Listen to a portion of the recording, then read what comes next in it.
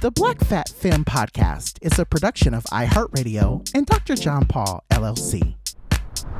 Hey everyone, welcome to another episode of the Black Fat Femme Podcast, where all the intersections of identity are celebrated. I am one of your hosts, John, also known as DoctorJonPaul. And this week I'm coming to you cool, calm, and collected, because in a few days, I know I will be on someone's massage table, getting a facial and a massage on the black luxury. Yes, black luxury. Shout out to my girls, Q and Heather. They are listeners of the shows. We do a yearly Black Dolls retreat. We have been friends for almost 25 years. We all went to college together. And every year during towards the end of the summer, we pick a place to go. We get together. We just be in our black luxury bag. Now, my friend Quasum, mother is up there. She's doing big things. And Heather's out here running schools and stuff. And then you got me over here in the entertainment world. And so we just kind of like to just be in community and things. So that'll be what we do to get ourselves together and to just kind of reconnect our friendships and keep it strong, honey. So I'm doing this now, and I'm like, I got 2 days before I hop on the airplane, honey. But I wanted to ask you, how are you, girl? You just finished up San Diego Black Pride. I seen you everywhere and nowhere all at the same time, girl. How is you? You know, my friends have a running joke that I got clones everywhere. They be saying because people will be like, "Oh, you remember this day?" And I'm like, "No, what happened?" No. No, it wasn't you, bitch. It was a clone. Then that was there. And now these days I'm believing them. I'm like, I'm in 3 places at once, girl. You really do. Girl. I think I do a lot, and then I'll be like, Joho, can you do this thing? And Joho's like, no, I have to go to Mars. I gotta fix the rover. I have to go see Katy Perry from herself in orbit. Literally that. Literally that. Thing. Ooh, fam, it's your girl Joho, or Jordan if you sign my checks, or feed me as well. And whew. Today I'm saying hello from the other side. I got the leaves for you. I got the leaves. Girl. I'm gonna throw them leaves at you like they did Adele in that video. I cannot believe that I survived Black Pride, girl. This weekend I am tied. You're about to look good. But I look you good. Do. Right do. now today, the skin is skinning. There's like the smile, golden.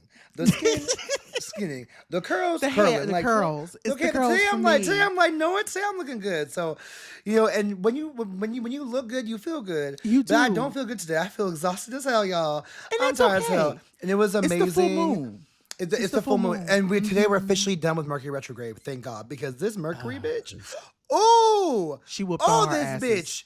This bitch, and I say bitch with a capital B, this bitch, Mercury, try to fuck me up. The girl was on my ass, on my case the entire month, every motherfucking day. I'm tired as hell.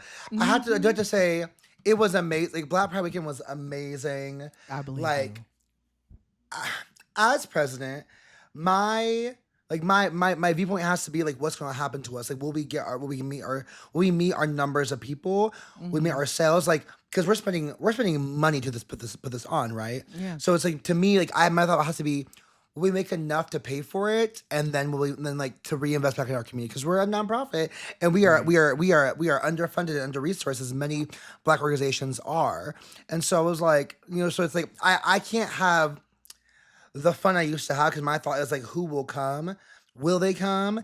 And they did, but I can't stand the SoCal vibes. They be like, we won't buy a ticket until the day before.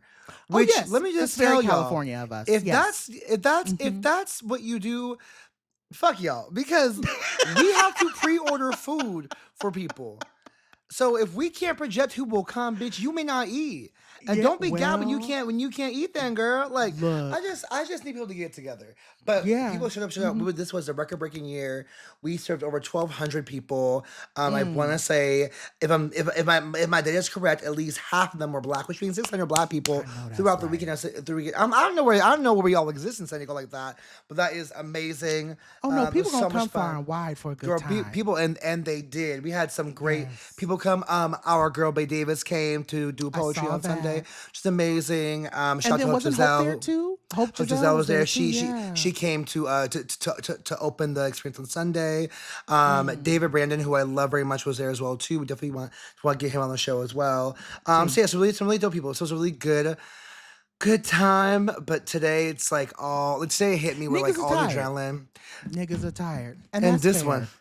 this Yeah, one's exhausted. that light Exhausted. skinned, beautiful nigga that I know with the I want style, body and shine, a look that's totally all mine. Hair Mine. so soft, silky and free. I want something just for me. For Yes, me. girl, she got the curls on. But you know what else we have here this week? Now let me tell you something. See, I'm gonna go off script real quick before I get into Yes. to reading down the legendary biography that I have here. Twiggy is that girl. And if you don't know who Twiggy is, you do now. I have literally, from both up close and afar, I have always been the biggest fan of like there are people you know that you're a fan of. And you go, wow, they have such an interest, such a beautiful energy. Nah, Twiggy literally stops the energy in a room. I cannot say enough about how much of a fan I am Yes. of you. This week we are in community with another person who I have loved from the moment that I found out who they were. I find them to be an extreme visionary, creative director, activist, and um, cultural curator. And this is the thing that I find very interesting too. I find that they have done such a beautiful job of not only helping us understand ballroom better, but I feel like they've been able to merge their activism with media in a way that I feel like a lot of Oh, people really period. truly can't do. They are a proud non-binary member of the LGBTQ community. They are a celebrated champion for the rights of young people experiencing homelessness, something that we need to talk more about because numbers is going up. And they also are an accomplished filmmaker and producer known for their work on HBO's The Outlets, the documentary Kiki, which we talked about on this show before, and as a consultant and runway choreographer for the Emmy-nominated Pose. Their passion for uplifting marginalized voices and curating transformative art makes Twiggy Pucci Garçon a true force for change and inspiration. Mother's here. Welcome to the Okay. show, Twiggy. Thank I'm so happy you're you. here. Thank you. I'm How happy are to be you? here. You know, I'm Good. Woo. motherfucking tired. That's how I am. I Yes, am real, motherfucking real. tired. We so tired in these Yeah. streets. I Yes. too This had whole a very episode is long just gonna be weekend. called "We We Tired." tired. I am tired from the inside. Niggas is tired. Yeah. Yes, niggas is tired. Well, we're so happy you're here, Twiggy. And I Happy am tired. like just hearing this intro, like, oh my God, John. John gives an amazing intro as always. So I'm Always. very excited the show we have with you Thank today. you. We don't kick off our show we do every week by giving Miss Tisha Campbell her flowers in our Still Here segment of the show that we still hear. Well, we don't kick the conversation by stating, we know the gays love to steal our lexicon and our lingo. We know all the girls love to steal Hmm. our shit, especially because us black folks we got the culture on lock. So I want to True. ask you both, what does it mean to serve? When someone says to serve, what does it really mean? For you? I want to hear from you first, Wiggy. Sure. Then, then we'll do John. Then we'll do me. Okay. Well, it has multiple meanings, like many Mm-hmm. of the lingo, language, terms, all the things that we come up with. So, one instance of serve can be like, Miss Thing tried me, I need to serve her. Well, Right. So, that's a serve. got to get her Then, got to together. get her Uh huh. together. Then another Yes. serve is like giving, like, bitch, you really served that look tonight. So, it depends Mm-hmm. on the context in which you use it. Okay. Mm-hmm. Okay. Mm-hmm. Period. John, Yeah. how about you? I love this question because I think, us just being us, we serve, right? I think in so many different facets. And that's the kind of, we've talked about this before. We had Deshaun on a couple of weeks ago, and we were talking very much about this idea of how people steal our lingo and want to be us and Hmm. steal so much, try to steal ballroom and all that, right? And so I think for us just being us and knowing that there's so many people in the world who want to be us or be like us, I think that is a serve. Hmm. But I also think about too, a friend of mine texted me earlier this week, shout out to my friend Anthony, who is also a listener of the show. And he said to me, just waking up, putting our clothes on and stepping out into a world that doesn't want us Hmm. here is in fact a serve. And I Mm. received that because I was like, wow, Mm-hmm. like this week specifically for everyone listening, by the time you hear this, we're a couple of days out. But last week, I can just say this now, kind of looking forward and backwards.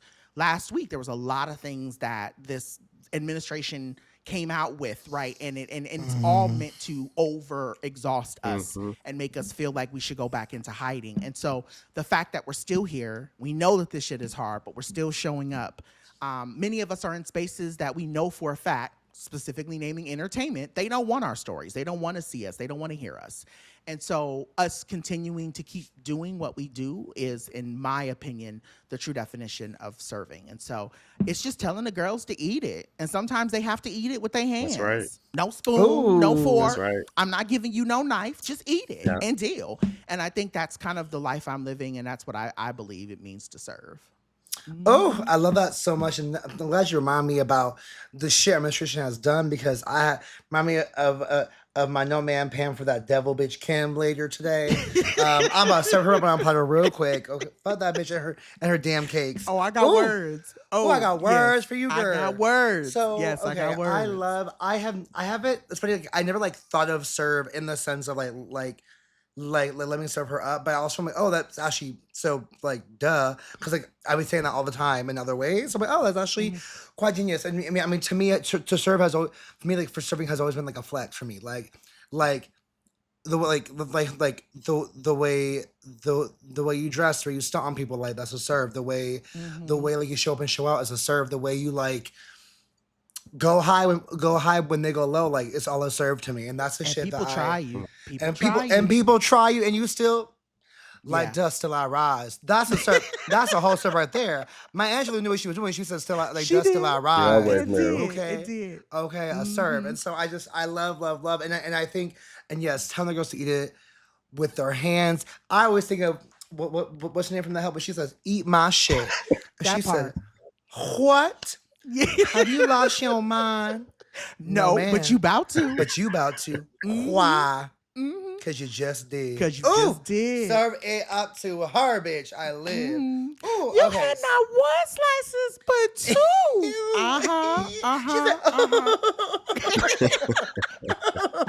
And cackling that bitch out. Whew, fam. Now that we continue to proclaim the ministry of making the world suffer, because they never can and never will be us. Amen. We gotta take a quick break. When we come back, we'll be in the community with our good girl, Miss Judy Twiggy. Back in just a sec.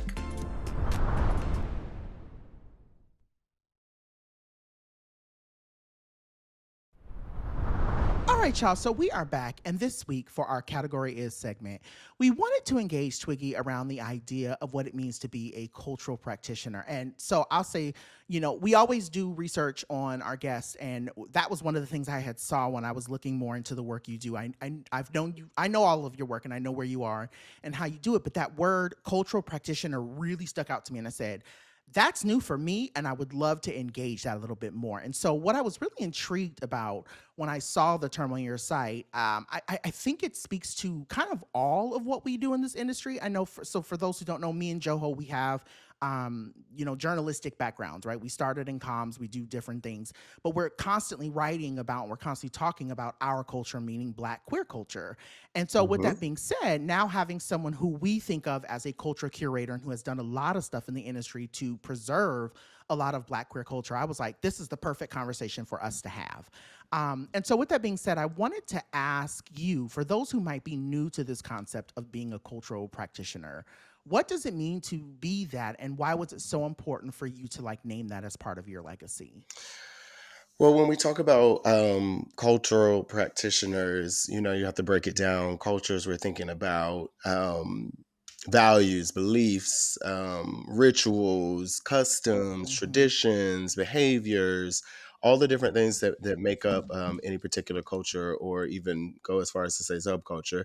And to be a practitioner of that is to be a person who holds that culture, who innovates within that culture, who hopes to protect that culture, hopes to expand that culture, and to do so through whatever medium, it is a part of their particular purpose. For some folks, that might be writing. For some folks, that might be organizing. For some folks, that might be film. For some folks, that might be art. There's all sorts of way that many of us practice our culture. I think it was important for me to name because I've gone through being called a lot of different things, whether it was a punk or or a preacher. I've had Right. many different Right. titles, and I've realized that the thing that I know to be my purpose and the thing I find the most joy in is how I practice and preserve my culture. So I wanted to be explicit in naming that. Mm. I Mm. love that. I love this concept of it because like, we see so much of queer culture, specifically Black queer culture, overlooked. And as we said earlier in this moment, the government is trying to undo so much of our progress, so much of like who we are, so much of our existence, trying to legislate us out of being who we are. Mhm. Real. And so much of our stories and history needs to be preserved, right? We need to build legacy. We need to preserve legacy.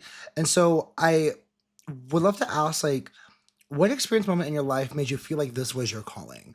Like, what made you feel like I gotta protect us and our history and preserve legacy for us and for our community? I think it has been so many moments, and I think a lot of those moments I didn't realize that's what it was when it was happening.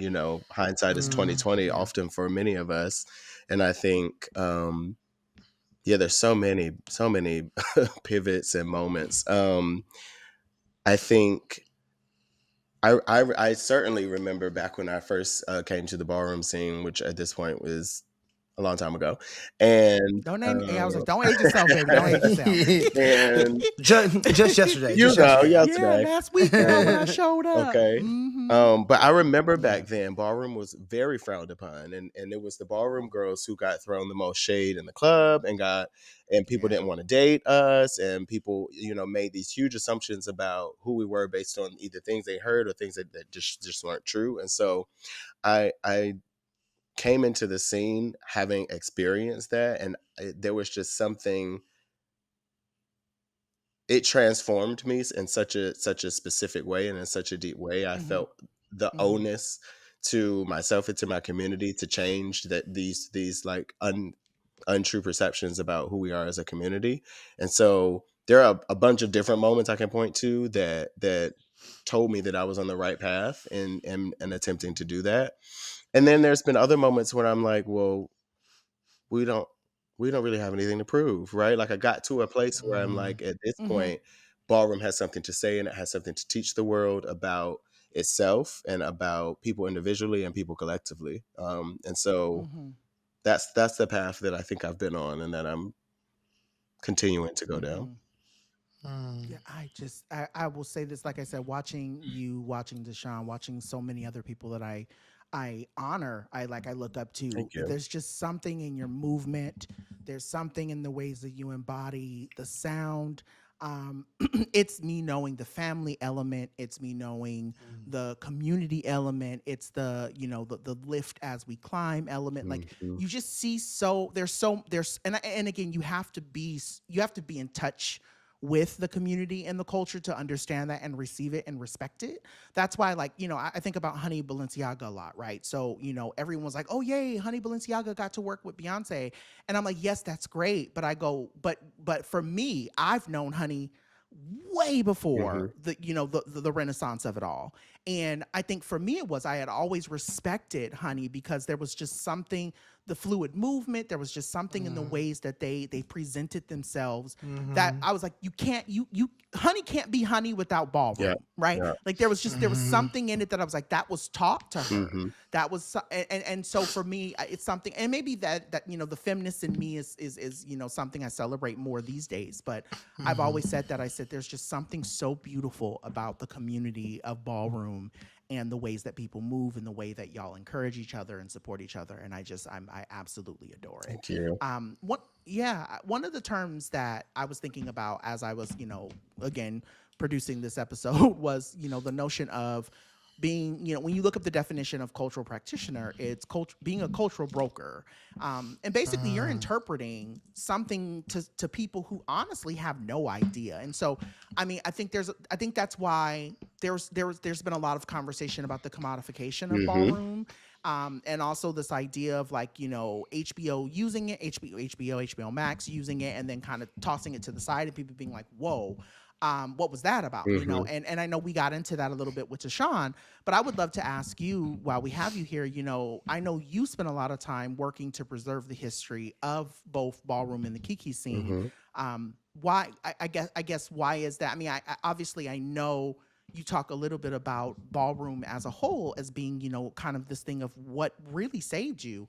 But I would love to know what's the, for those of us who are just familiar with the scene, why is it so important for us to not forget what ballroom is and where it started and what it means? I mean, we wouldn't have a queer liberation movement without Black and brown, trans, and LGBTQ people, right? T. And Mhm. ballroom, decades before that, created a space for itself out of resistance to homophobia, transphobia, mess from the Black Mhm. church, and so it is innately a resistance movement, right? And so from its Mm-hmm. origins, we have so much to learn from it.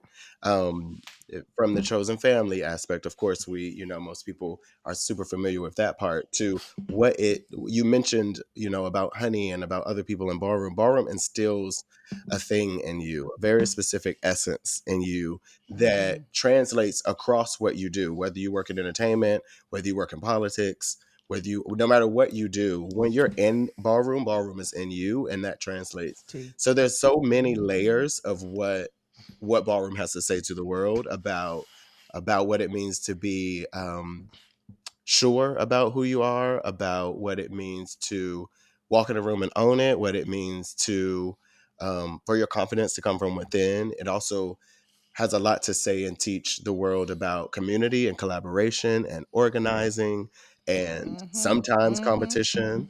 Mm-hmm. It has a lot to teach the world about performance and art and fashion and innovation and creativity. And so there you can't name a thing that is culture that is, doesn't have some root or some connection to house and ballroom. Just is Yeah, what it that's is. especially in queer culture. You can't. There's no way to talk about queer culture without talking about ballroom. You Exactly. just can't. Yeah, you just can't. I love That's that. like so. I like so many. I'm like processing what you're saying because I feel like I don't always know if people actually really like recognize that or realize that if they actually recognize that so much of what we enjoy, so much of the beauty that we love to see, especially in queer communities and queer culture, like come from ballroom and like Yep. and like or like I know we all say it. But I like we say it as this like transient thing, like oh yeah, like oh yeah, like that comes from ballroom. But like I want people to like understand, the listeners like to understand that so much of what we do and have today and how we speak and how we show up, how we move ourselves, what we wear, how we wear it, like truly comes from ballroom. Like in the 100%. sense of like right like ballroom has been the purveyor of of what we experience and how we live our lives, right? Like there is a like there's a life before ballroom and a life after Correct. ballroom. And I want people to really understand that like we don't say it as this like passive acknowledgement. Like it's not a passive Right. thing. It Right. is culture was changed when ballroom came on the scene. Yeah. Like like from that first ball, we have all been changed for the better in so much more rich ways. And I really hope people really get that. And I respect your work so much, Twiggy, because like your work is to help people recognize and acknowledge it and realize that, and also for them to like also for them to preserve that legacy, for us as a community of people to understand where we come from, and like and not to leave ballroom behind, but to keep moving with it and Right. to move it alongside side us, right? Like earlier, John, I think you like you had said like how Twiggy does practices like the lift as we climb, and I feel like that to me is Yeah. such a theme and essence what ballroom is. You're lifting Yeah. as you climb, often like often in tandem, right? Like Yes. you are pulling up and pulling up, like from above and Mm-hmm. below Correct. Mm-hmm. at the Mm-hmm. same damn time. And so I just love, Yeah. I respect so much that you like. I respect so much that you do this work, that you help create what people use to understand themselves better. is such a gift to like receive from you and to hear you talk about with us. This Yeah. question I have is a little bit off topic, but another thing that we love about you is how everyone that we have met or has mentioned your name has had nothing but amazing things to say about you, which I think, like, to me, Beautiful like, things. the crown of a good name is one of the best things that anyone can have. Like, I think it's so special when people have like a great, like, people love them. Yeah. That's the talent that we don't talk about enough, right? Like, in this idea of when you are a cultural worker or practitioner, you have to learn to move with grace, and you have to learn to move with care, and you do that so well. So talk to us about how you keep that grace at a time where everything around you can feel so overwhelming, and so like and so harmful. Bleak, really. Bleak. Extremely bleak. Mm. There's a few answers to that.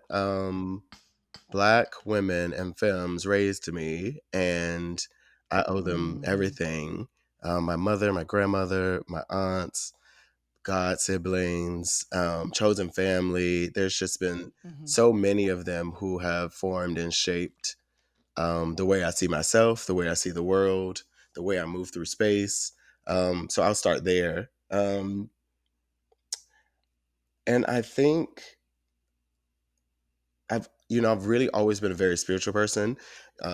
Initially, it was a family thing, sort of forced, but it felt natural to be a part of a spiritual community and a spiritual practice growing up, until it didn't when they Mhm. tried to kick me out of church.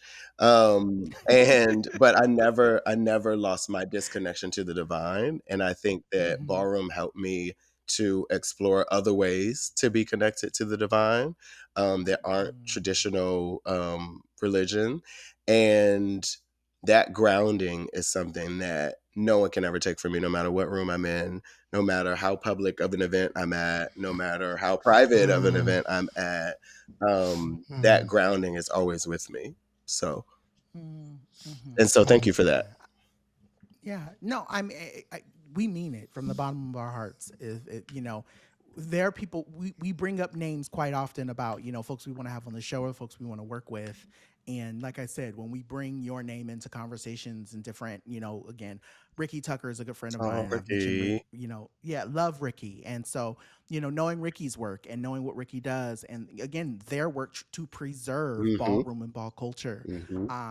I've brought your name up several times, and again, nothing but good things to say. And so, No, all thank that you. to be said, I think it's just beautiful that we've all collectively, especially in this time, and this is what I've been saying, and I will keep saying.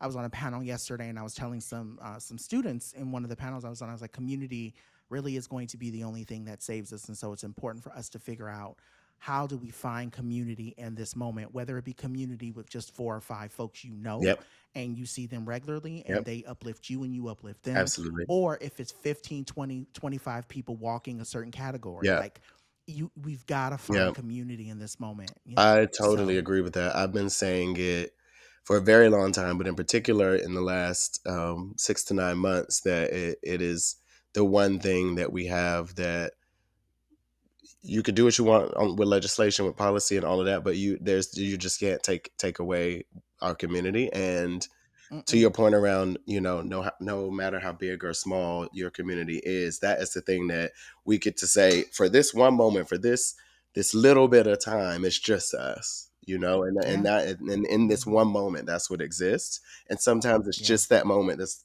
all that you need to get to the next one. So amen. same. That and the nap, That right? oh Community and yes a nap, God, ooh, it'll fix yes everything. God, Praise she naps God. every day. Oh yes, Community in the that's nap, my right. God. That's actually the title of this Shout episode, out to the nap Community in the ministry. Community Nap. and Yes, to the nap period. Shout ministry. out to the nap Yes, ministry. period. Wake Because it up, wake it up.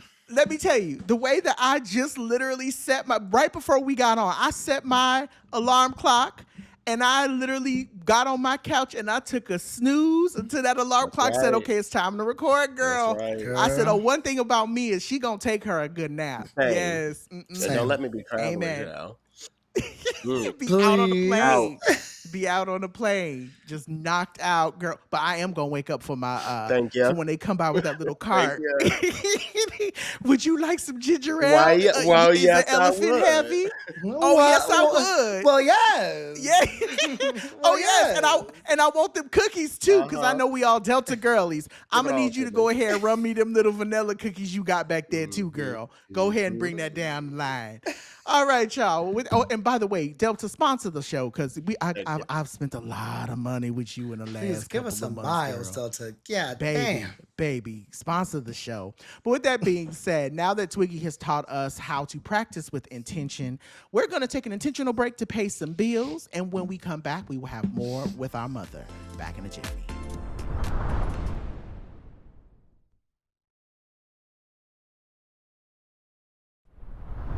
And we are Black fam. So this week we want to touch on something that we saw on social and want to see what thoughts folks have. So if y'all didn't know, the annual Red Dress Run is one that happens in New Orleans every year. And it happened this past weekend.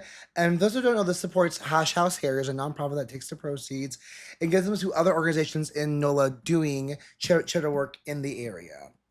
So how did we get here, you may ask? Well, there were several Black queer influencers who went, and main responses from us being Black cis queer men was, I'm gay, but I'm not that gay to be wearing no damn dress. And I guess I thought right, exactly, eye rolls, eye rolls. I guess the question I have for us is like, how do we address these type of comments when we see them on social media without making folks in our community feel attacked in the way that they do?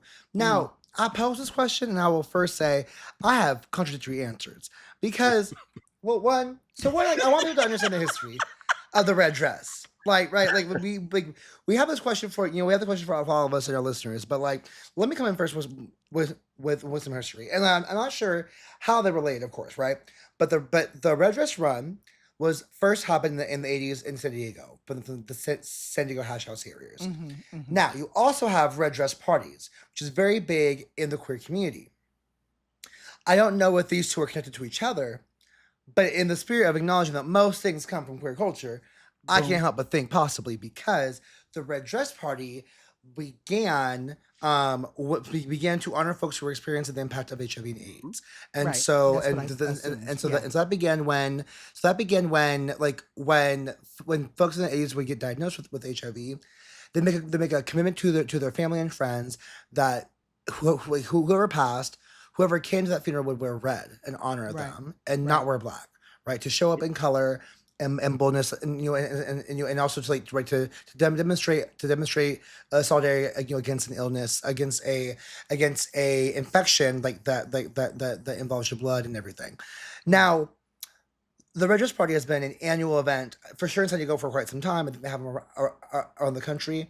So I don't know what inspired the Red Dress Run, but I can't help but think that it possibly has to be interconnected because like, why else would you have this? And I know the Hash House Harriers are a running group, and so I wonder if there's a connection between the two. Twiggy, you've gone, so you can actually tell us what really happens there before I get into my thoughts about the other stuff. Yes, yeah, but so like but also do want just answer the question about the people who have the comments about it. Y'all, we all suck dick in this world. Let's calm down. Like. People are like, I'm not that kind of gay. People who say I'm not that kind of gay really just like grind my gears. Cause like, what world are we in? Like, we already exist as subversive. What is so bad about wearing a dress for a day, okay, or at all, right? Like fashion is fashion, and like let's be honest, like fashion was made for all bodies, whether you want beliefs or not, and let's wake it up. Like the concepts of fashion or the confines of fashion were only pushed to us by the folks who came and colonized America. So like, I don't need to subscribe to the serendipity that like someone who does not look like me tries to push on me. Yeah. Run the dress, girl. There are some days where I'm like, girl, I would kill to buy a skirt right now because it is hot in these streets. My thighs are running together like they're harmonized. Out here sweating and shit. Why you think I'm always in a jumpsuit? Because it's easy breezy cover girl. It's just easy. Anyways, Anyway, so that's a lot I said. Twiggy would love to hear your thoughts, responses, and possibly clarifications if you have some for us. Well, all the history you said, especially around the origin story with the Hash House Harriers, is all accurate, of course. And their New Orleans chapter, I guess is the best way to describe it, is who puts it on in New Orleans. So it's directly connected. I've been going since before like a couple of years before COVID. So it's been a while, with the exception of some like years I had to miss for work. So I went way before it was as big as it is now. It's huge now. I think, to your point, or your earlier point around commodification, New Orleans is one of my favorite cities in the country. And from the first time I went there, I've been going 2-3 times every year. I have a very, very solid group of close family and chosen friends there that teach me a lot about the culture. Not by no means does that make me an expert, but New Orleans is the type of city that she calls you, she invites you in, and so I think that the expansion and growth of Red Dress Run is in part due because the city has such an essence that for a weekend like this, it makes people who don't ever get to do anything like this any other time of year come. And then I think that on the flip side of that, it makes people who are interested in making a coin come. And so there's a lot of promoters that are from other places who have come and started to do events there, whether they were invited or not. I'll let the locals handle that part, not my business. But the event has grown tremendously, and so that has brought a lot of revenue to the city. The online discourse, I'm not one of those girls who go back and forth online. Never been my thing. Real. There are some people who are called to do that. That is not she. That's not me. Twiggy said, "I'm my black business." Yeah, I don't. Yeah. I'm not into arguing at all. Like, just generally, of course, if I feel, if I have something to say, that's when I speak. But for some of these things, it's like, y'all, you come online and you make all of these comments. You've never been. You don't know what it's about. You didn't look anything up. You I mean, Google is she right there, like you literally you can search anything, and you could also text people. You can text people and say, girl, have you been to this? What goes on here? And right? it's the same discourse every year about the same things. And so that has to do with those people, and that's some work that they need to do internally that I am not giving my labor to do for them. Right. So that's so real. That's so real. But I go and I have me a good black ass time. And you know what? Next year I want to be there, and I want to be in the red dress as well. And I will be finding somebody's red dress to put on. But I think for me, the reason why I posted it here, it's because it's a both and for me conversation, right? And I'll be talking more about this whole notion around, it's a personal preference. It's just a joke a little bit later, but I just live in this place of like, you don't have to, as queer people, you don't have to shit on other people who look and live like you in order for you to feel more valid in your black queer experience. Yes. And so if the question becomes, why do you even need to post that? Like, why do you even need to say that, right? Well, I don't need to be, the dress is too much for me. Okay, well, that's for you. Right? No one told you got to put on a dress and go down to New Orleans. Nope. Let the people who go down to New Orleans and eat their crawfish and in their red dresses do what they do. Right. It's not going to invalidate your queer experience. And so I think so much about how we pass off our trauma to other people unknowingly, whether knowingly or unknowingly. And I think the reason why I posited this conversation in here is, for our listeners to really not get caught up in absorbing that trauma. Amen. Because I know that there are people I know who listen to the show who I saw respond to certain things I saw around this run. And I'm thinking to myself, you're doing exactly what they want you to do. They want you to go back and forth with them. However, what I also will say is this, even whether they know it or not, I'm also in the mind now too that if you feel called, like you said, Twig, if you feel called to clock people where it lives, do it. Hey. Do it. Call people out for their femphobia. Absolutely. Call people out for the things that they need to be addressed on. Yep. If you feel like you have the energy to do it, do it. Agreed. Agreed. Whether the person and again, whether they be a friend after you clock them, hey, that's a whole conversation we can have later. But I think people need to know that there are people, specifically Black, non-binary, and trans people, who are seeing these rhetorics and how hurtful it can be. And like I said, the red dress run for me personally is not just about the dress. It's, again, back to the community thing. Seeing so many Black queer people get together and not hear anything bad come out of it. Nigga, I want to be there, right? I want to be where the niggas are. I want to see them dancing, walking around in a red dress. Okay. Like that's where I'm at, you know. And so if it's not for you, you know, look, I don't like Taylor Swift. We all know that. But I don't need to post every 5 seconds about how much I hate Taylor Swift and her music. There are people who like her. Great. Yep. That's good for you, boo. But it's not, that's you. That's you over there. Do that. Be great. She's not for me. But what I'm saying is I don't need to spend every waking hour of the day talking about how much I don't see it for her. Yeah. So I'm just really in this vein of like, if you don't have anything to add to our community or to the conversation, shut up. Yep. Shut up. That's really, it's so easy. You know, I really feel like it's like sometimes sometimes I'm like, do people hate it because they fear that they'll actually like it themselves? Probably. So I always know, like you feel you'll like it, but also like, why do we feel the need to police others? Like we're, especially when we're a community that has been policed for so long in so many ways, like we actually don't have to participate in the policing of each other anymore. Yeah. We're if we all want a liberated world, we actually have to believe that we deserve it ourselves, and we have to actually begin practicing that ourselves by liberating ourselves from what we think we should or should not do. And also do away with the idea for anyone who might think that oh, I'm not that kind of gay, do away with the idea that you might think that you're above or better than just because you don't do that thing that someone else loves to do.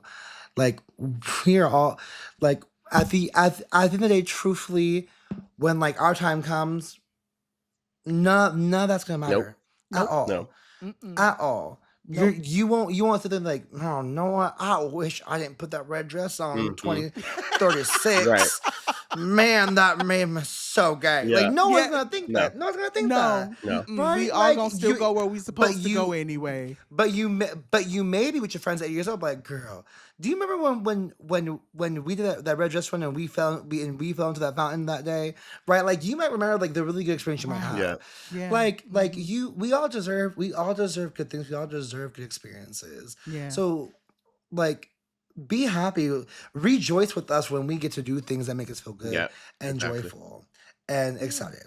Amen. That's all. Amen. Exactly.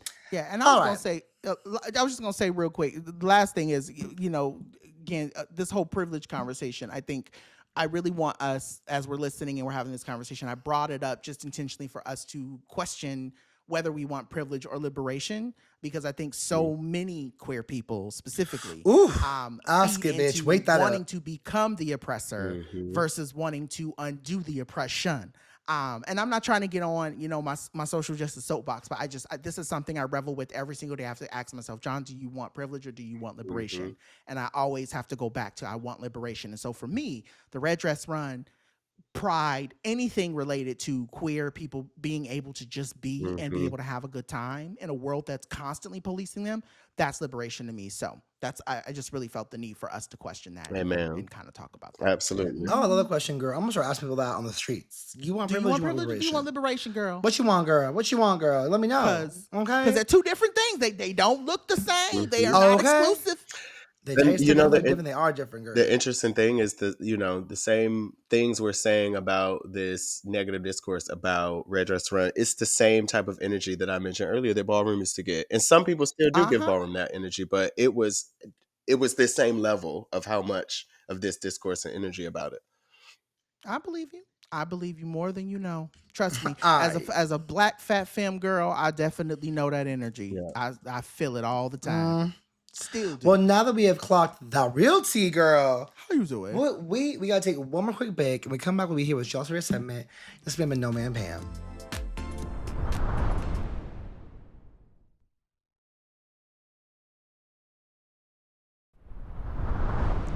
All right, y'all. So this week we are coming to y'all with our Yes Ma'am and our No Ma'am Pam. And for those who are new listeners around these parts, our Yes Ma'am and our No Ma'ams is just when we see stuff and we either want to call it out or call it in. Or if we, there's something you just want to celebrate and you want to, kind of talk that up, honey. That's what we're here to do. So for me this week, I'm going to do my best to, whoo, God, I've got a lot to say. And I want to make sure that we're not here for another 2 hours. I wanted to first start off my Yes Ma'am with Samira. For those of you who do or don't know Samira is a, I guess, fat influencer, if that's what you want to call her. But she's also a singer. She does a whole bunch of things in entertainment. And I definitely wanted to uplift her because I recognize that she's been getting a lot. And it's not just a specific incident that I'm going to name, that I'm going to talk about my No Ma'ams, that I'm talking about. I have been watching her. I've been keeping my eye on her. And I'm noticing that there is a lot of anti-fat rhetoric that she has been getting and other folks who support her has been getting as well. And so I just wanted to uplift her and uplift really any, Black fat influencer who's really challenging these systems that don't make stuff for us or don't want to work with us or don't want us to be seen in different ways. So shout out to you, Samira. Hopefully one day you'll hear this and you'll want to come on the show and we'll be able to love on you. Please. And just, remind you how talented and how needed and essential you are. Yeah. Now, where things are about to get messy for me, I want to preface this by saying I like Cardi B. Do I love Cardi B? No. I like Cardi B. I want to make sure I make that very clear. This is not me going to rag on Cardi B. So I wanted to make that distinction very clear. That I love Cardi B, or I like Cardi B. I like her music. I like what she stands for sometimes. Where I take issue, and it's not just about this, okay, let me break this down, right? So when people go, oh, it's just a joke, you're being too sensitive. So if you're not following what happened with Samira basically, so Cardi B had put out some clothes and all of the 3X in her line basically got ate up. And Samira, so basically Cardi B said, oh, you fat bitches, bought all my shirts up, lose some weight, in so many words. That's basically what Cardi B said. So that way, folks can fit in the, so you can buy up the 1Xs and the 2Xs. A lot of fat influencers and a lot of fat people did not like that take. I know Cardi B. I know what Cardi B means. Cardi B is very playful in her words. So knowing Cardi B, I understand that. However, and that's what I said, two things can exist at the same time. People did not like what she had to say, which is fair. When you have a platform, you got to be careful. So Samira responds, and then basically to double down on that, instead of saying, you know what, maybe next time I will be cautious with my words. I'm sorry if I offended any of my fat fans. Cardi B basically told her to go fuck herself in so many words and said, it's just a joke. I'm sick of y'all always being so sensitive about everything. I want to say this to make this clear for listeners. It's the same way when women say, I don't feel comfortable with this thing that this man said to me, and people tell that woman, girl, it's just a joke. You're being too sensitive. When Black people are in a room and white people say and do shit, and we go, ooh, that thing is really, that didn't feel good to me. And girl, they were just joking. Why are you being sensitive? That is the same thing that fat people felt in that moment. And so it's not just a joke when it's affecting people's livelihoods. This whole big back of it all, we've talked about big backs on several episodes of our show. It impacts people with eating disorders, including myself, right? Like when you hear big back or when you hear people make jokes about your size, even if it's done playfully, you have to remember that there have been folks who have lived their whole entire lives with people making jokes about who they are and telling them that they were being too sensitive. I got teased as a kid for being quote unquote effeminate, right? For being too sensitive. John, you can't take a joke. Nah, nigga, I can't take a joke because now niggas are coming after me wanting to fight me and kill me. Okay? So what I'm saying in all of this, and again, I'm hoping that it makes sense. This is not a shot at Cardi. This is not a shot at people who quote unquote, like to make jokes about fat. I mean, hell, I'm fat. I make jokes about being fat all the time. But I think that there's something to be said about telling people when they say, whoa, that's a little too far. When that person says that, for you to validate that. Not for you to say, oh, it's just a joke. Nah, fuck off. They feel a certain type of way. you need to hear that. You need to understand that, and you need to let them unpack that. And then we go from there. That's just kind of my take on that. So anyone who's out here just like, oh, it's just a joke. Nah, fuck you. It's not just a joke. We're all feeling different things, and we're all feeling them 1,000% more considering the times that we're living in. Can I just say, like, I just want to say, I think, because it's like you bring up like such a great. I mean, I love what you're saying about this, and I really like, and I want that there's different like nuances about this, right? Because it's like on one hand, like at the end of the day, like Cardi is a girl from the Bronx. Like Cardi is a hood ass girl. So I think I think in, like to your point, right? To your point, but you made like you know what Cardi meant because like right because like the hood English started today, God. The hood also raised you. So like you know what she's saying. And I think people need to understand as well, right? Like when you are Black, when you're Latino, when you're Dominican, right? Like you're from this place, the way you communicate is so different than how you may want to be communicated to. So I want people I don't think what Cardi said was right or her doubling down was right. But I also do want people to understand like people, especially who build their entire persona like off of being like this bad bitch that doesn't give a fuck what anyone says, like the way we respond to her won't be the way that she listens. And also for Cardi B, I'm like, girl, like you're doubling down on people who love and rock with you, who have been here for you. You're isolating a certain demographic of your fans. That's literally what you're doing. Who love your stuff, and the issue isn't that us as fat bitches bought all your shit. It's that you don't make enough shit for fat bitches in the first place. You could just put out more. Let's talk about it. Like you don't even make no place makes enough merch for fat bitches in the first place. Like me as a fat bitch can only has a 1 in a 500 chance of getting a shirt, while Miss my size over here has a 1 in 2,000 chance of getting a shirt, or right. You could have just put out more shit, Cardi. Exactly, like Cardi, just put out more shirts. Like, God forbid, fat bitches want merch.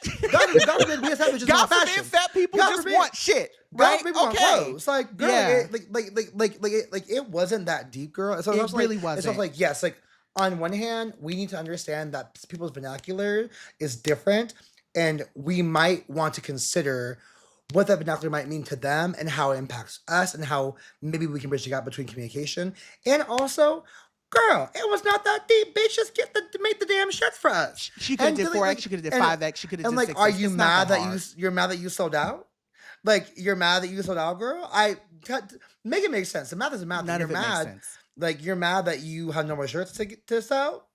Is that not a good thing for you, girl? Like, it's just messy all around. And when you have a person who respects you so much and says, hey, love, right? Because Samara came in, because Cardi was like, fuck y'all, y'all have shamed me for having a BBM, so I was like, BBL, so I'm gonna shame y'all. It's not the same, girl. Girl, that's not the same. Two, so you're shaming a whole population of people because 1 or 3 people said you're BBL steps. Girl, come on, girl, come on now.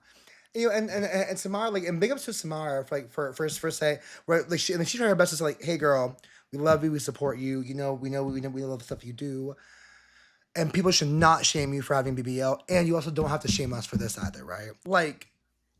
And then Never Carter's clap back, like, shut the fuck up, your pussy stinks, girl. Also, can we stop solving fights with your pussy stinks? Like, that just does nothing for nobody, girl. That's a very ballroom thing to say. So shout out to Cardi for again for you to be like, not your pussy stink. Like, okay, that's a very ballroom thing to say. All right, girl. But I'm just so over it. I'm just really over it. It's like we're all adults, and it's just so stupid. We could end fatphobia now. We really could. We really could. We could just stop. It's also it's low hanging fruit. It's low hanging fruit. It's just like making fun of queer people. It's low hanging. Like, we all know it. It's old. Calling fat people fat is old. Like, someone called me a faggot the other day, and I looked at them and I'm like, what do you want me to do? Do you want me to cry at my big age of 40? You think I don't know when I walked out the house in my heels, in my nails? You thought I didn't know? You thought I'm like, oh, I'm a fag? Oh You my thought God. I had no Oh, idea, bitch. I didn't even know. You didn't My think God. after the 14th dick I sucked that I knew I was gay? My You didn't God. think I've been that? sucking the Chris, same keep dick your for thighs low, 15 please. years. My God. Like, I've been married to my husband for so long. I didn't know. Oh my God. What a moment. Twiggy's What like, a moment. okay. Twiggy's okay, like, y'all, what we did I can- sign up for? We can But we can stop anyway, this now. I'm with you when you're Yes. right. Yeah. Yeah. Yeah. Period. Just look at Hey. me. You just Period. really like you gonna make fun of me for being big. Like, bitch, I know I'm big. My God. It is just so stupid. Anyway, before you get me riled up, Twiggy, what are your yes ma'ams and your no ma'ams for this week? And then Joho will pass it to you. If you have any. I do. I was Okay, trying to good. decide. My yes ma'am is a no, which is weird, but I'm gonna break it down. My Okay. yes ma'am is saying yes ma'am to not feeling the need to be on social media and share everything. Like, you can give yourself a break. You can not My be on it God. at all My sometimes. God. I've just found Mm. being more present in like intimate spaces and community spaces, and just like, Mm-hmm. yes, I want to capture the moment and archive stuff mostly for myself, not even social media, but then there's just something really special about not at all. Like, those moments where like nobody's on their phone, everybody's having a good time. Like, I've had several of those this year in particular, and intentionally, and so I'm just going to continue saying yes ma'am to those. And then my no ma'am is silly, but also like, girl, get your kids off the floor in the airport. Get them kids off the floor in the airport. Why It your kids on the pisses floor? me off to no Don't piss extent. me I off. gotta I have to go and walk the other way because I'd be so irritated. Get Why your is that? kids off the floor. You sound just like me because I will literally be by that gate and go, why is that baby on the ground? It is so In the nasty. Piss me off. airport. With That the part. carpet. Oh, just Or Nasty. not. couldn't be I me. mean, shoot. Couldn't be me. Mm-mm. No, I be ma'am. wanting to holler. I literally be wanting to holler like Edwina. Literally. I be sitting. Why is that baby?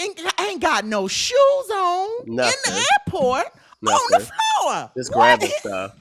Why are you touching that? Yeah. Mm-hmm. But no, that is such a valid no, ma'am. Or disgusting. Disgusting. What about you, Joe? What do you have? I'm gonna say so. My yes ma'am him is gonna be to me and my Black Pride team. I just want to give it to us on the mic because to successfully pull off a festival is not easy. I believe you. No, it's And I not. want to be really clear of like we're not paid people, we're volunteers. So we all have jobs outside this work. So we're giving it's a labor of love outside our work hours, and we're dedicating months to doing a 3-day long event, which I will say, I ain't doing that no more, girl. 3 days is not for me. 2 days max and call that a good one. But like giving ourselves to this work is not easy. And I really want to shout out our event producer Yinka, who like we really like we worked with. I mean, like she's the one that really is like she handled so much of the heavy lifting. And I want to just give her a shout out. She'll never listen to this, she always begs me on the show. But like she Silly. does such good fucking work, and I'm so thankful to work with her. Like she made the process so smooth. Like we're in constant communication with each other, even when and I'll text her at 1 a.m. She'll text me at 4 a.m. Like we're out here, like our waking moments are like the festival has to go on, and what do we do and stuff, and like. That's just not easy, but it's so great. I'm so grateful to do it with people that I rock with, that I love very much, that I care about, that do such great work as well too. Every person on the team showed up for this whole weekend, right? Like we all have busy lives, so we all sometimes we can't all plug in at the same time to do things together. One person takes on more work than the other, but at the actual event this weekend, everyone showed up.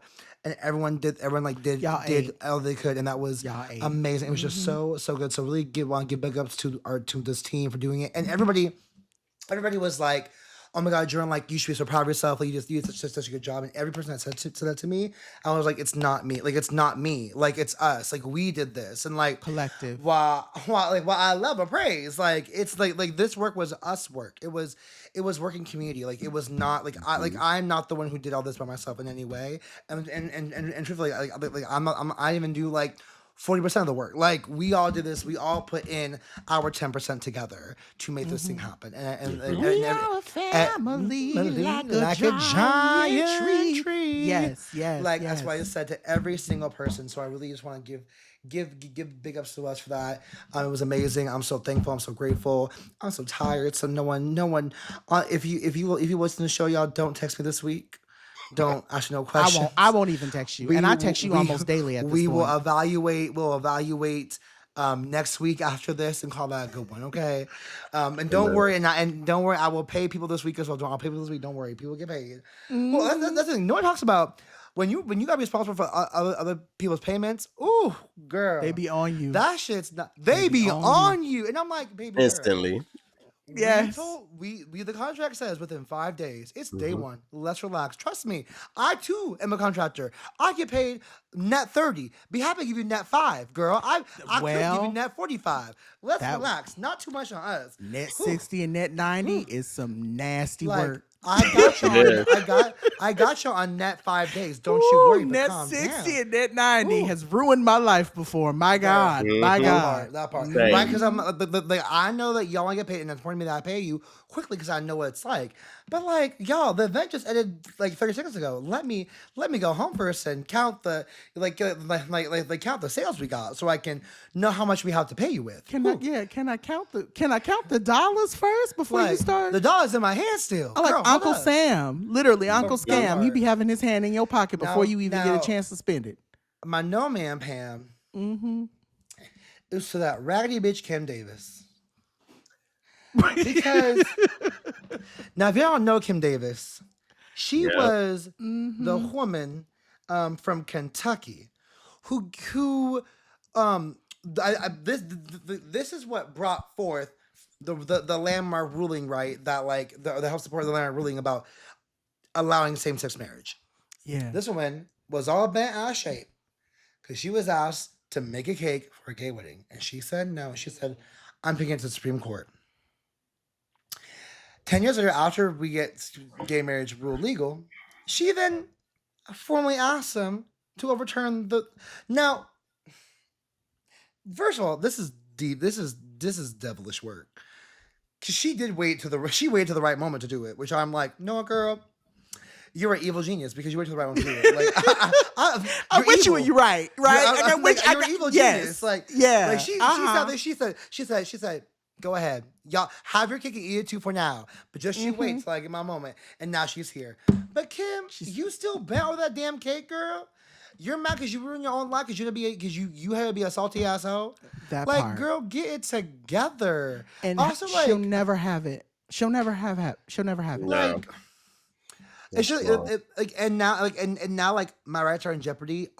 My rights are in jeopardy all because you hold on. Sorry, I got fact checked in real time. my annoying brother, who is still here, sent me an article on my phone saying she was not the baker, she was a county clerk.